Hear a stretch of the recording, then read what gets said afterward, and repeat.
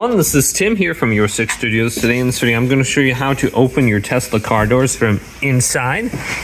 So you got a couple different ways.